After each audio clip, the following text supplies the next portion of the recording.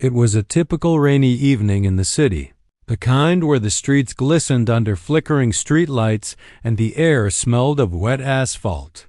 James Whittaker, a man who had built an empire from scratch, sat behind the wheel of his expensive car, gripping it tightly as he navigated through the chaos of traffic. His day had been long too long, and his mind was still replaying the heated arguments from the board meeting that had ended just an hour ago. The pressure of running one of the largest tech companies in the world weighed heavily on him, but James wasn't someone who showed weakness. He never did. The rain poured harder, drumming against the windshield like impatient fingers tapping for attention. James turned up the wipers, squinting as they struggled to keep pace with the downpour. He was heading home, though home felt more like a cold, empty apartment than a sanctuary. As much success as he'd achieved, there was always something missing, a nagging emptiness he couldn't quite explain or shake off. Suddenly, a truck ahead skidded slightly on the slick road, its tires squealing in protest. James instinctively swerved to avoid it, his heart pounding as adrenaline surged through his veins, but the move came too late. His car fishtailed wildly before crashing into the guardrail with a deafening crunch. Metal groaned, glass shattered, and everything went black. When James woke up, he found himself in a hospital bed, surrounded by the sterile smell of antiseptic and the faint hum of machines beeping rhythmically beside him. His head throbbed painfully, and his body felt like it had been crushed under a ton of bricks. Panic set in as fragments of memories flooded back: the rain, the screeching tires, the impact. What happened? Was he going to survive? A nurse entered the room quietly, her soft-soled shoes making no sound on the tiled floor. She moved with purpose, checking monitors and adjusting 4 drips without saying a word at first. It wasn't until she leaned closer to examine his vitals that James got a good look at her face. She was striking not in the way celebrities were, but in a warm, comforting way. Her dark skin glowed even under the harsh fluorescent lights, and her eyes held a kindness that seemed rare in the fast-paced world outside these walls. "Welcome back," she said softly, her voice steady yet gentle.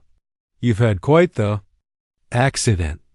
James tried to speak, but his throat was dry, and all that came out was a raspy croak. The nurse smiled knowingly and handed him a cup of water with a straw. "Take it slow," she advised. "Your body's been through a lot." As James sipped the water, he studied her more closely.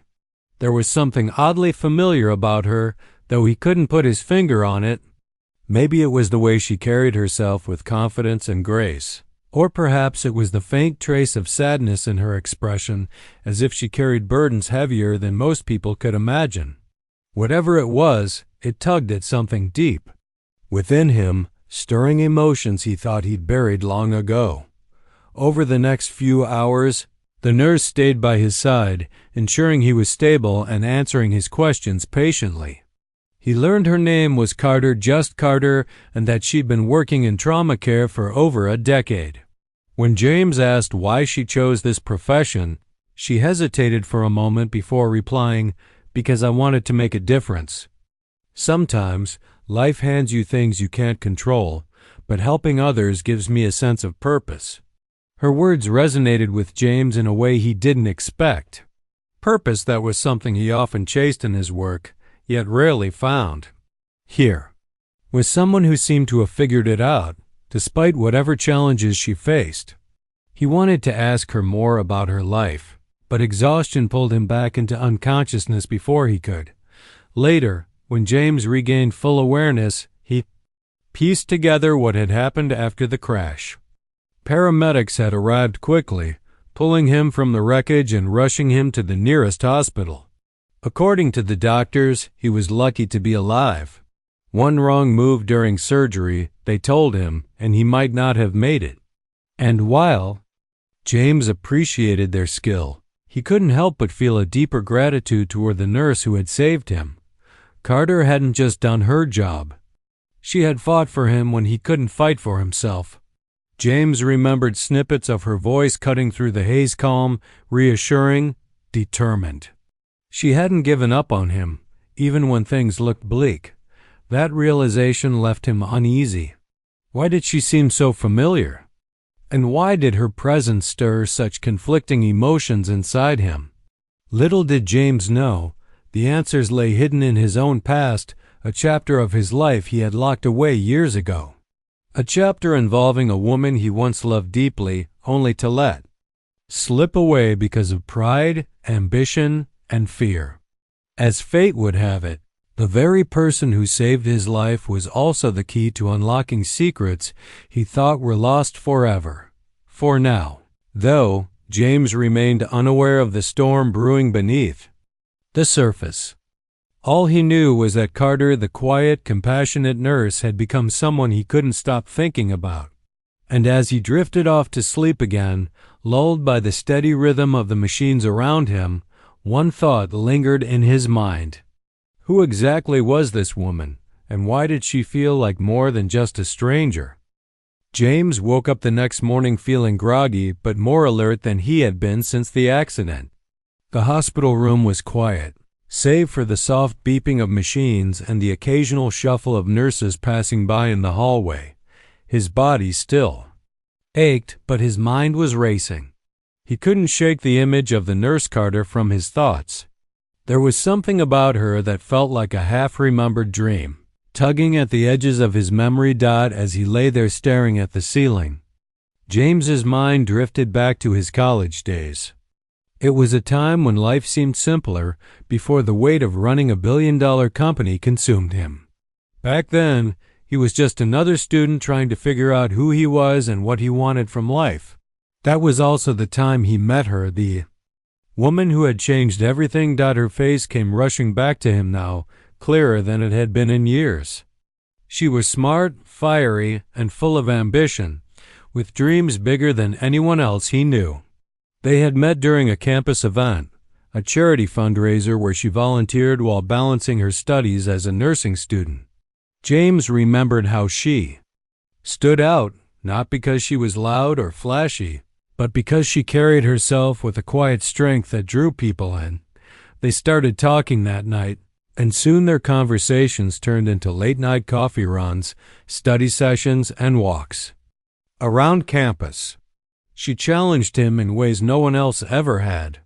While James was all about climbing the ladder and chasing success, she reminded him of the importance of helping others and staying grounded. She wanted to work in underserved communities to make healthcare accessible to those who needed it most. Her passion was contagious, and for a while, James found himself dreaming bigger, not just for himself, but for the world they could build together. But their differences began to show as time went on. She came from humble beginnings, raised by a single mother who worked tirelessly to provide for her family. James, on the other hand, grew up privileged, surrounded by opportunities she could only dream of. Their worlds collided constantly, creating friction neither of them knew how to navigate. Arguments became frequent, fueled by frustration and unspoken fears. One argument stood out vividly in James's memory. It was a cold winter night, and they were sitting in his tiny apartment, the kind of place that smelled faintly of old books and cheap coffee. The topic of their future came up, as it often did. She wanted to move to a rural area after graduation, to work in clinics where doctors were scarce. James, however, had already mapped out his own path, a startup idea he'd been nurturing for months. He saw it as his ticket to changing the world, but she accused him of being selfish, of prioritizing money over people. "You don't get it," she had said, her voice trembling with emotion. "Not everyone has the luxury of choosing their dreams. Some of us have to fight just to survive." "And what about me?" James shot back, his pride stinging. "Do you think I haven't fought for anything? Do you think I'm just handed success?" The argument ended with tears, slammed doors, and silence. When James woke up the next morning, she was gone. No note, no explanation, just an empty space where her belongings used to be. At first, he convinced himself she would come back, that this was just another phase in their relationship. But days turned into weeks, and weeks into months. Eventually, he stopped waiting. James buried himself in his work, throwing every ounce of energy into building his company. The pain of losing her faded over time, replaced by the thrill of success. Yet, deep down, he always wondered what had happened to her. Did she follow her dream? Was she happy? Did she hate him for letting her go? Back in the present, James shook his head, trying to clear the fog of memories. What was wrong with him? Why was he thinking about her now, after all these years? Maybe it was the near-death experience, or maybe it was Carter's presence stirring something inside him. Whatever it was, he couldn't ignore the nagging feeling that there was more to this story. Later that afternoon, Carter walked into his room. Again, carrying a clipboard and wearing the same calm expression she always did. James watched her carefully, searching for any sign of recognition in her eyes. Did she know who he was? Had she recognized him from their past? Or was he simply projecting his own guilt and longing onto her? "How are you feeling today?" she asked, glancing at the monitors before turning her attention to him. "Better," James replied, though his voice betrayed a hint of hesitation. "I wanted to thank you for everything. You saved my life." Carter gave him a small smile, but there was something guarded in her expression. "It's my job," she said simply. "I'm just glad you're okay." There was a pause, and James decided to take a risk. "You remind me of someone," he admitted, watching her closely. "Someone I used to know a long time ago." Carter froze for a fraction of a second, so brief that James almost missed it. Then she shrugged, her tone casual but her hands betraying nervousness as they fidgeted with the edge of the clipboard. "People say that sometimes. Must be a coincidence." James wasn't convinced. Something about the way she avoided his gaze told him there was more to the story. But before he could press further, another nurse poked her head into the room, calling Carter away for an emergency. With a quick nod, she excused herself, leaving James alone with his thoughts once again. That night, sleep eluded him. Every time he closed his eyes, he saw her face, the woman from his past, the one who had slipped away without a trace. And now, here was Carter, standing in front of him, looking so eerily similar yet distant. Could it really be a coincidence? Or was fate playing some cruel trick on him? The next morning, James mustered the courage to ask her directly. When Carter entered the room, he didn't waste time beating around the bush. Did we meet before?" he asked, his voice steady despite the storm brewing inside him. Carter froze again, her eyes widening slightly. For a moment, she looked like a deer caught in headlights. Then, with a deep breath, she nodded slowly. "Yes," she said softly, "we did." James's heart skipped a beat. "Why didn't you say anything?" "I didn't think it mattered," she replied, her voice barely above a whisper. "That was a lifetime ago." "But it does matter," James insisted, leaning forward despite the protest of his sore muscles. "To me, it matters." Carter hesitated, clearly torn between saying more and walking away. Finally, she sighed and pulled up a chair, sitting down across from him. "If you really want to know," she began, her voice heavy with emotion, "then we need to talk. But not here, not like this." James nodded eagerly, willing to do whatever it took to uncover the truth. Little did he know, the conversation ahead would change his life forever and reveal secrets he never saw coming. The next day, James sat in his hospital bed, his mind a whirlwind of questions and emotions. He couldn't stop thinking about Carter's words from the previous night. She had agreed to talk, but only when they were somewhere private, away from Syvie. The prying eyes and constant interruptions of the hospital. The anticipation was killing him. Every time a nurse or doctor entered the room, He wondered if it would be her, ready to finally explain the connection between them. But she didn't come. Hours passed and James grew restless. He tried distracting himself by flipping through channels on the small TV mounted on the wall, but nothing held his attention. His thoughts kept circling back to her, to the way she had looked at him when he asked if they'd met before. There was pain in her eyes, a sadness that went deeper than just an old memory resurfacing. It made him uneasy, like he was standing on the edge of a cliff, about to discover something that could either save him or push him over.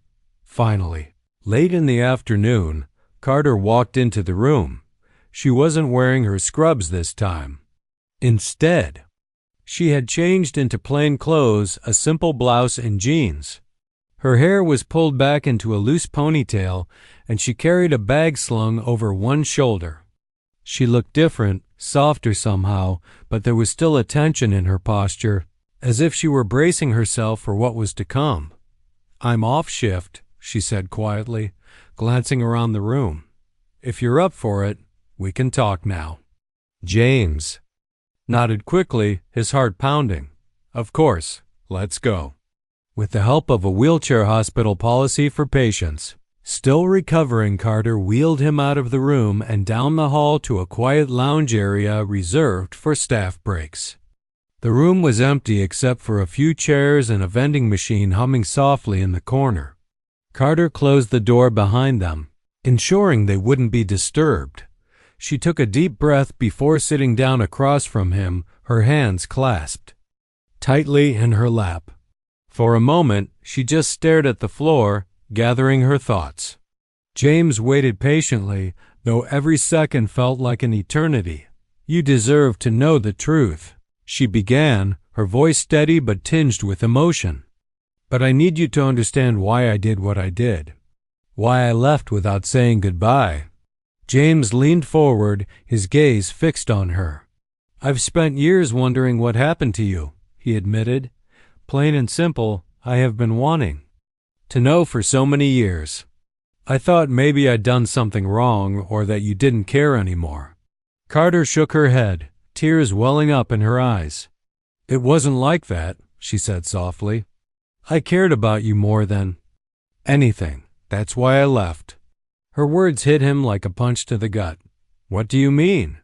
he asked, confusion clouding his face. She hesitated, biting her lip as if debating how much to reveal. Then, with a shaky sigh, she continued. "When we were together, I got pregnant," she confessed. "Twins. I found out right after our big fight, the one where we both said things we didn't mean. I was scared, James. Scared of telling you, scared of what it might mean for us. We were already struggling, and I didn't want to burden you with something you weren't ready for." James's jaw dropped. "Pregnant? Twins?" The revelation knocked the wind out of him. He opened his mouth to speak, but no words came out. His mind raced, trying to process what she was saying. "I thought about telling you," Carter went on, her voice breaking slightly. "But then I saw how focused you were on your dreams, on building your company. You had this fire in you, this drive to succeed. I didn't want to hold you back or make you feel trapped. So I made a choice, a selfish one, maybe, but one I thought was best for everyone involved." "You disappeared," James said, his voice barely above a whisper. "Just like that." "I had to," she replied, tears streaming down her cheeks. "Now, I changed my name, moved to a new city, and started over. I wanted to give my kids a stable life, away from the spotlight and the pressure of being connected to someone like you. I knew who you were becoming, even back then. Your name was everywhere: magazines, news articles, interviews. I couldn't risk dragging them into that world, not when they were so young." James sat back in his chair, overwhelmed by everything she was saying. It was too much to take in all at once. He had children, 2 of them, and he had never known. All these years he had lived his life thinking he was alone, while Carter had been raising their kids on her own. "Why didn't you reach out later?" he asked, his voice thick with emotion. "Even after they were born, why didn't you let me know?" "I wanted to," she admitted, wiping her tears with the back of her hand. "There were so many times I picked up the phone, ready to call you, but every time I stopped myself. What would I say? Hey, remember me? The girl you used to love? Oh, by the way, you're a dad." It felt impossible. And honestly, I was afraid of how you'd react. Would you resent me for keeping them from you? Would you try to take them away? I couldn't risk losing them, James. They're my whole world. Hearing her talk about their children filled James with a mix of awe and guilt. He had missed out on so much: their first steps, their first words, their birthdays, school events. All those milestones that shape a parent's life, and he hadn't been there for any of them. The weight of that realization crushed him. I don't know what to say, he admitted, running a hand through his hair. "This is a lot. I get it," Carter said gently. "You're probably angry, hurt, confused. I wouldn't blame you if you never forgave me, but I needed you to know the truth. You deserve that much." James shook his head, his throat tight with emotion. "I'm not angry," he said, surprising even himself. "Not at you, anyway. I'm mad at myself for not seeing the signs, for letting you slip away, for not fighting harder to keep us together. But mostly, I'm just grateful. Grateful that you're here now and that I finally have a chance to meet them." Carter looked at him, her expression softening. "They're amazing kids," she said with a small smile. "Smart, kind, funny. They've had to grow up fast because of everything, but they're resilient. I think they'd like to meet you too." The thought sent a surge of hope through James's chest. After all these years of feeling empty, of chasing success without ever truly feeling fulfilled, he finally had something real to look forward to. A family. His family. "When can I see them?" he asked, his voice trembling with anticipation. "Soon," Carter promised. "But we need to take it slow for their sake. They've gone their whole lives without knowing you, and I don't want to overwhelm them. We'll figure it out together, okay?" James nodded, a lump forming in his throat. "Together," he repeated, the word feeling foreign yet right. For the first time in years, he felt like he was exactly where he was meant to be.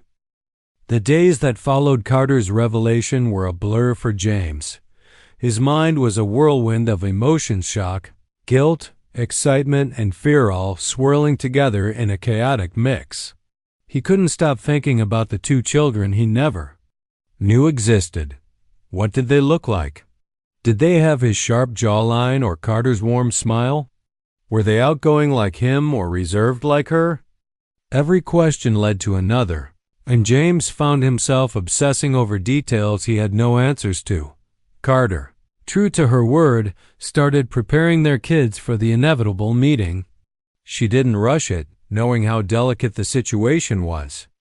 Instead, she began dropping subtle hints during dinner conversations or casual chats. "Did I ever tell you about your dad?" she'd say offhandedly, watching their reactions carefully. At first, the twins were confused. They had grown up believing their father wasn't part of the picture, a mystery figure who had vanished long before they were born. The idea that he was suddenly back in their lives felt surreal. One evening, after putting the kids to bed, Carter called James. Her voice was calm but tinged with nervousness. "They're ready," she said. "But you need to prepare yourself too. This isn't going to be easy." James swallowed hard, his heart pounding. "I know," he replied. "Just tell me what I should do." "Be honest," Carter advised. "Don't try to sugarcoat things or act like some perfect hero. They're smart. They'll see right through that. And don't expect them to open up immediately. It might take time." James nodded, even though she couldn't see him. "Got it. Thank you." The day of the meeting arrived, and James felt like a bundle of nerves. He wore a simple shirt and jeans, wanting to appear approachable rather than intimidating. When Carter texted him to say they were on their way, he paced around his apartment, rehearsing what he would say. How do you start a conversation with two teenagers who are essentially strangers, but also your own flesh and blood? When the doorbell rang, James froze for a moment, his hand hovering above the handle. Taking a deep breath, he opened the door. Standing there were Carter and the twins, a boy and a girl who looked strikingly similar yet uniquely themselves. The boy had Carter's curious eyes, while the girl shared James's confident stance. For a split second, James forgot how to breathe. "Hey," he managed to say, forcing a smile. "Come on in." The twins exchanged a glance before stepping inside. They were polite but guarded, their body language screaming uncertainty. Carter gave James an encouraging nod before sitting down on the couch, leaving him alone with the kids. "So?" James started awkwardly, rubbing the back of his neck. "This is weird, huh?" To his surprise, the girl cracked a small smile. "Yeah, kinda," she admitted, "but Mom said you're cool, so—" James chuckled nervously. "Well, I hope I live up to that." For the next hour they talked, or at least tried to. James asked questions about school, hobbies, and favorite foods, while the twins answered cautiously. The boy was quieter, observing James with a mix of curiosity and skepticism. The girl, however, seemed more willing to engage, asking questions of her own. "Do you really run a big company?" she asked at one point. "I do," James replied, leaning forward slightly. "But honestly, it's not as glamorous as it sounds. Lots of meetings and emails. Trust me, it's boring most of the time." That got a laugh out of both of them, and James felt a flicker of hope. Maybe this wouldn't be as impossible as he feared. As the visit went on, James noticed little things, the way the boy fidgeted when he was nervous, the way the girl tilted her head when she was thinking. These tiny habits reminded him of Carter. But there were traces of himself, too. It was surreal, seeing pieces of himself reflected in people he had never met. Before they left, James walked them to the door. "Thank you for coming today," he said sincerely. "I know it wasn't easy, and I appreciate you giving me a chance." The twins nodded, their expressions softer now. "Thanks for trying," the girl said softly. "It means a lot." After they were gone, James collapsed onto the couch, exhausted but strangely content. It wasn't perfect, but it was a start. Over the next few weeks, he made an effort to spend more time with them. He attended their basketball games, helped the girl practice her science project, and even joined the boy in building a model airplane. Slowly but surely, the walls between them began to crumble. Meanwhile, James's relationship with Carter evolved in unexpected ways. As they navigated co-parenting, they found themselves talking more, not just about the kids, but about their own lives. Carter shared stories about the struggle she faced raising two children alone, working double shifts and juggling bills. James listened intently, realizing for the first time just how much she had sacrificed. "I don't know how you did it," he confessed one evening after the kids had gone to bed. "Raising them by yourself, keeping everything together." "I can't imagine," Carter smiled faintly. "I didn't have a choice," she said. "You do what you have to for your family." Her words struck a chord in James. For years he had poured everything into his company, chasing success as if it were the only thing that mattered. But now, surrounded by the laughter and chaos of his newfound family, he realized how hollow that pursuit had been. Success meant nothing if you had no one to share it with. Inspired by Carter's dedication to helping others, James decided to use his resources to make a difference. He set up scholarships for single parents pursuing careers in healthcare, donated equipment to underfunded clinics, and launched programs aimed at supporting minority students interested in STEM fields. It was Carter's influence that pushed him to think beyond profits and focus on people instead. Despite the progress, things weren't always smooth sailing. There were moments of tension, especially when old wounds resurfaced. One night, after a particularly heated argument about finances, Carter snapped. "You think throwing money at problems fixes everything," she accused. "But it doesn't, James. Some things require effort, patience, and actually being present."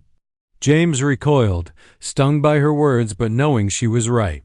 "I'm sorry," he said quietly. "I'm still learning. I promise I'll do better." And he did. Bit by bit, he learned to listen, to be patient, and to put his family first. It wasn't easy, but it was worth it. Through it all, James discovered something he hadn't expected: redemption.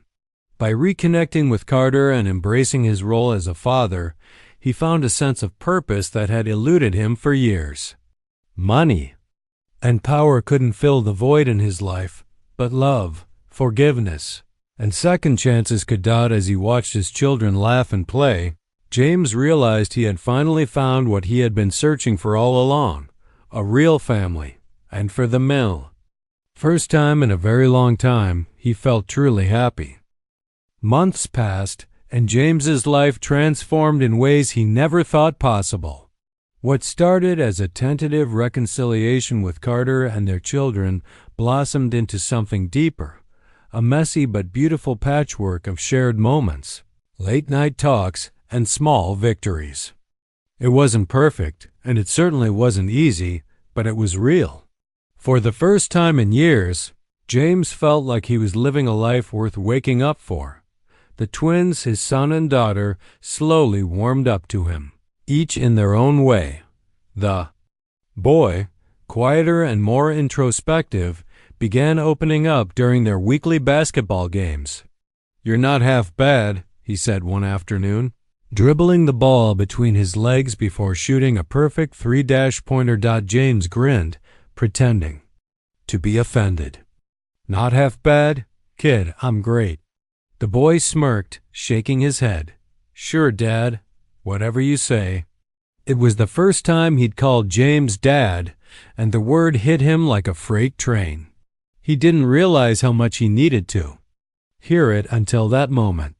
His chest tightened, but he kept his composure, tossing the ball back with a playful challenge. "All right, champ. Let's see if you can beat me again." His daughter, on the other hand, bonded with James over shared passion science projects, debates about movies, and even cooking experiments in the kitchen. One evening, she handed him an apron and said, "Okay, we're making lasagna tonight. Mom says you need to learn some basic survival skills." James raised an eyebrow, tying the apron around his waist. "Survival skills?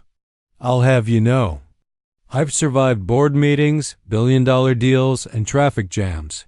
Lasagna should be a piece of cake." She rolled her eyes, laughing. Famous last words. By the end of the night, the kitchen looked like a tornado had swept through it, but the lasagna turned out surprisingly edible. Sitting at the table together, eating the fruits of their labor, James realized how much joy could come from something as simple as spending time with his kids. These weren't just ordinary moments, they were building blocks, slowly repairing the years they had lost. Carter watched all of this unfold with a mix of pride and caution. She was happy to see James stepping up, genuinely trying to be present in their lives. But she also knew better than to let her guard down completely. Trust, once broken, took time to rebuild.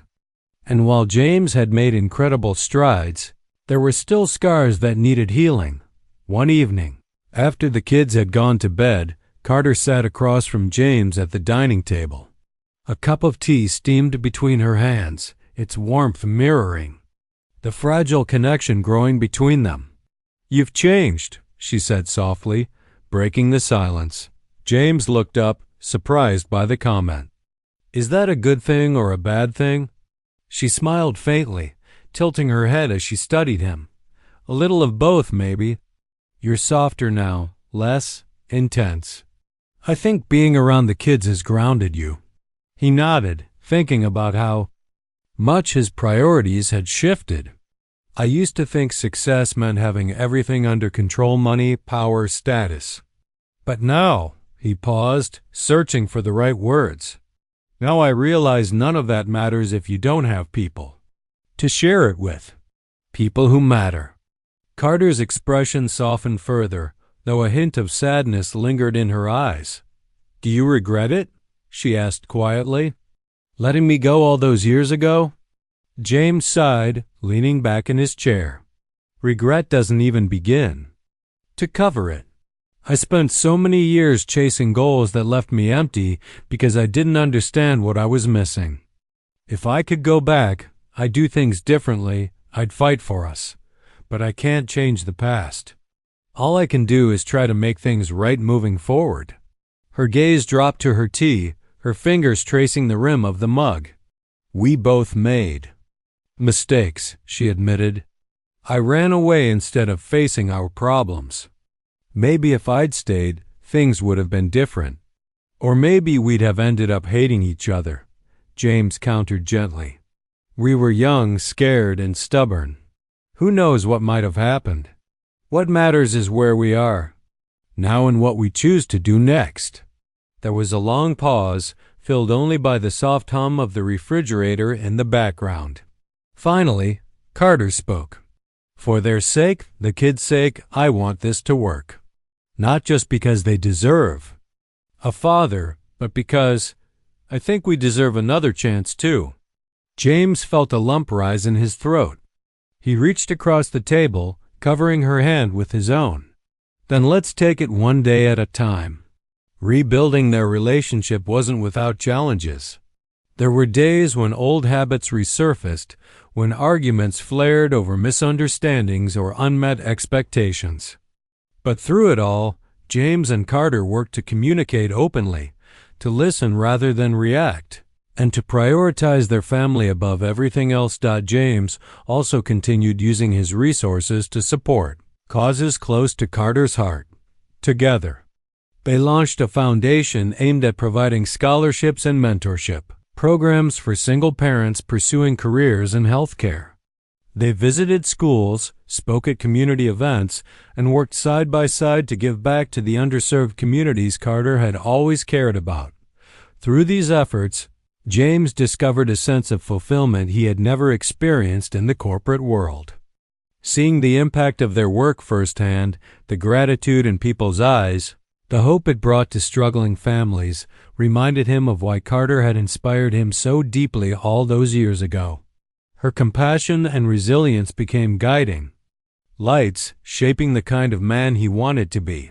As time went on, their unconventional family dynamic began to feel less like a compromise and more like a gift. The twins thrived, finding comfort in having two parents who loved and supported them. James embraced his role as a father, learning to balance discipline with encouragement, tough love with tenderness. Carter, in turn, allowed herself to lean on him, trusting him to share the weight of parenting responsibilities. One summer evening, as the sun dipped below the horizon, painting the sky in hues of orange and pink, the four of them gathered in the backyard for a barbecue. Laughter filled the air as the twins teased James about his grilling skills, while Carter snapped photos with her phone, capturing candid moments of joy. Watching them interact, James felt a profound sense of gratitude. He had started this journey alone, burdened by guilt and regret, unsure if he deserved redemption. But here he was, surrounded by the very people who had given him a second chance. They weren't perfect, they argued, stumbled, and sometimes clashed, but they were family. And that was enough. Later that night, as the stars twinkled overhead, James stood on the porch, reflecting on how far they'd come. Carter joined him, wrapping a blanket around her shoulders against the cool breeze. "You okay?" she asked, glancing at him. He smiled, nodding. "Yeah, just thinking about how lucky I am," Carter chuckled softly. "Lucky? After everything we've been through?" "Exactly," he replied. because of everything we've been through. We've earned this." She smiled, leaning her head on his shoulder. "Yeah, we have." In that quiet moment, under the vast expanse of the night sky, James knew he had finally found what he had been searching for all along: purpose, connection, and love. It hadn't come easily, and it hadn't come quickly, but it had come. And for that, he was eternally grateful.